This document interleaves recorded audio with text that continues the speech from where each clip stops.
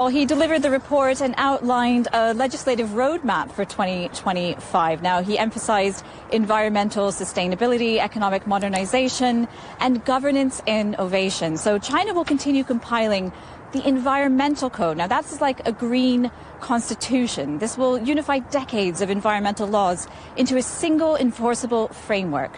Now, the environmental code consolidates over 40 existing laws on air, water and soil pollution, and it will have strict penalties for violations and also incentives for green industry.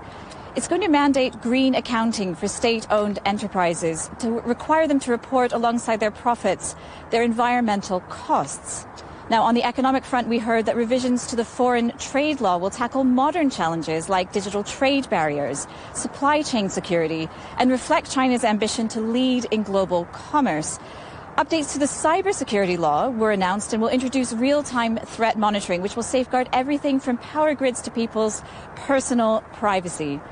Now, Zhao also announced the private sector promotion law. Now, that was described as a bill of rights for entrepreneurs and includes measures like capping administrative fines for small businesses.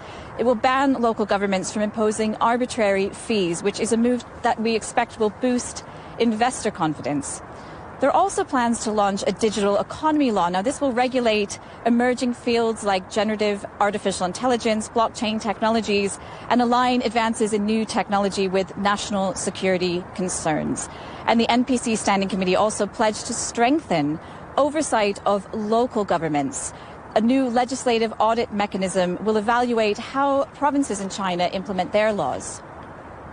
And Jen, China's top court and procuratorate delivered work reports on the fight against corruption and violent crimes, so some serious stuff.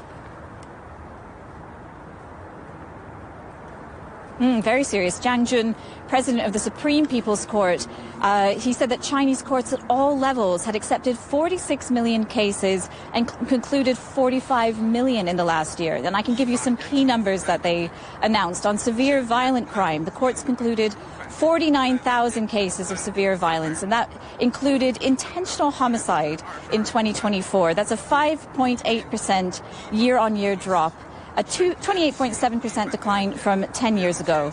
Now, there were some high-profile sentences that were announced, including the execution of two mass murderers, Fan Wei-Chui, who killed multiple people in a Guangdong car ramming attack, and Xu Jijiang, who was responsible for a school stabbing that killed 8 people and left 17 injured. The SPC president said that this indicated rulings that sent a clear message to the public that crimes that defy morality will meet harsh punishment.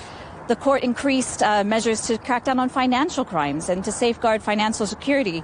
They announced that courts across China resolved over 2.6 million financial cases last year. That's a 12.3% decrease year on year.